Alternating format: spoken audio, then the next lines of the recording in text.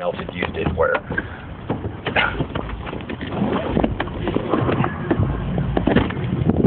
what I basically just said was, if you're not doing anything wrong, you don't have anything to fear from your brother. And that's a terrible thing to say. Terrible. But, well, I don't drive like an idiot, so the problem is after that. Oh, yeah.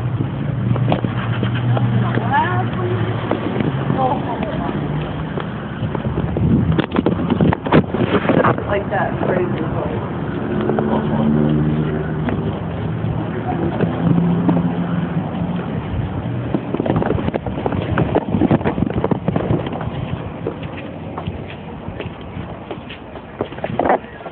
You want to know what?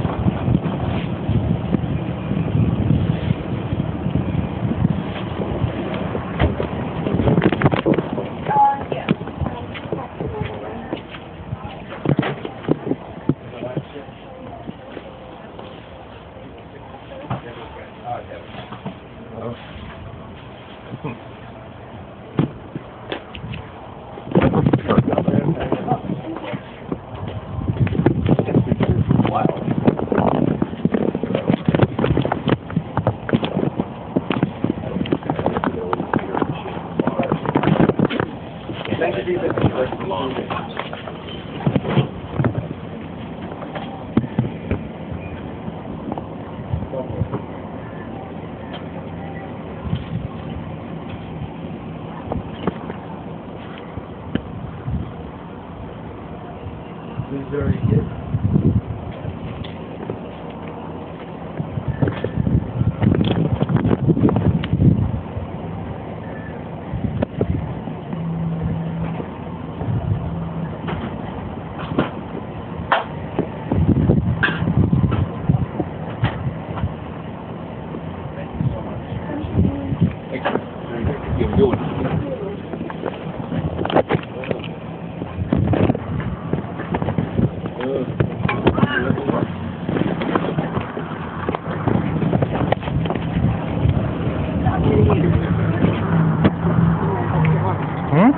Who's up now?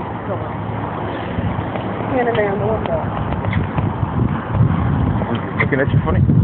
Yeah. Okay. What? Well, if you had answered no to that question, I would have said probably not. Since you answered yes to that question. Kind of looks like my dad. I didn't actually look at him. I don't like looking at people. Guy thing.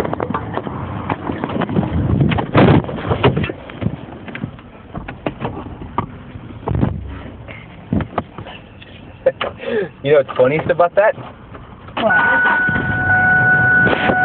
What it implies happens behind closed doors inside of discount cigarettes.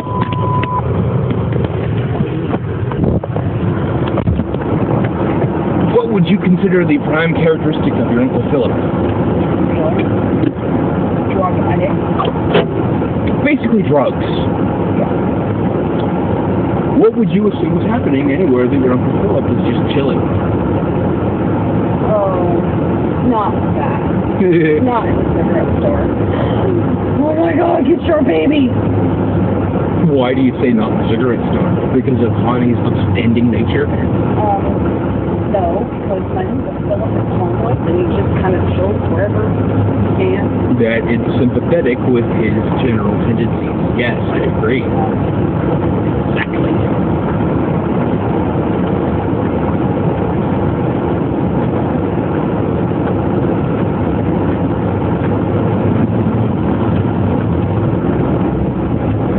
If I was just chilling somewhere when I was in my early 20s, it would have been because that place was cool with me taking a step out the back and token up every hour or so.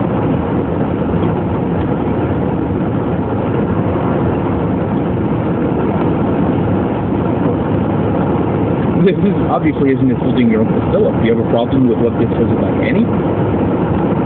More than my uncle. I want to believe that Annie is just a cigarette guy, not the guy who lets heroin addicts do. The comic book store lost money every month. Every month. Why was Walter buying the laser tag place? Yeah, but... That's exactly what George is doing with the comic book store. I don't think Connie's laundering money. You don't think Connie selling cigarettes cheaper than anyone else in town and bragging about the absolute cheapest prices in town might not be doing something other than cigarettes? I don't want to believe it, so I'm not going to. Why does that affront you on a personal level? Because that's the place I would work someday.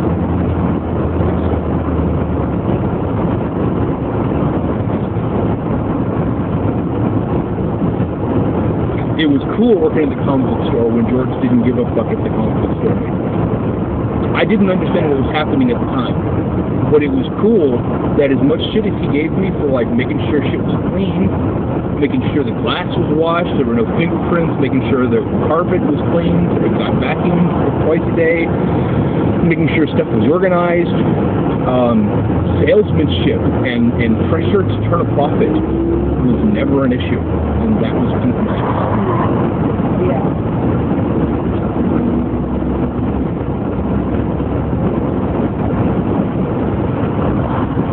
Especially after I worked with that little bit, I realized how much it fucking sucks. Fucking on your fucking dick about sales. I've never worked. Even Walmart. You know what I mean? Walmart doesn't give a fuck about sales. The sales are going to happen at Walmart no matter what the employees do. Walmart actually would rather you were just quick and efficient because the sales so take care of themselves that it's more important to make sure the store is clean and presentable. Yeah. Olin Mills was the exact opposite. It was psychological nightmare. I can imagine. I would hate that job. It was the chillest job in the world, except for a phone call or two every day explaining why everything's going to hell. That's why I laugh when someone says, oh, the economy this, the economy that, because there's never been a time where that wasn't an excuse people use. The economy is always bad. Yeah. Always. Yeah. Always, always, always. When the economy's good, the economy's bad. What makes a good economy? Everybody's rich. Economists admit, this isn't like a big secret, economists admit that they don't understand the economy because the economy is so big and is measured so nebulously by public opinion and things people believe, because all of that affects buying habits, that it's just impossible to understand or completely predict. When the economy's good, people don't realize it's good until after it's not good anymore. Like, oh, wow, things were actually pretty good in the late 90s and early 2000s, but you didn't know that at the fucking time until someone told you after the fact. As someone who was an adult at that time, yeah, you didn't know at the time. You just hear people going back and talking about it now. Oh, I wish it was like it was in the 90s. I remember the 90s. Shit sucked then, too. Shit always sucks.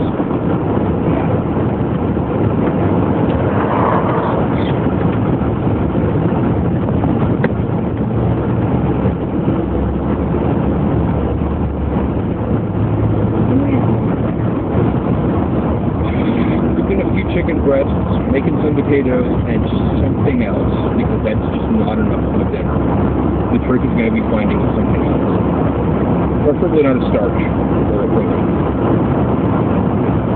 Because any kind of veggie will go.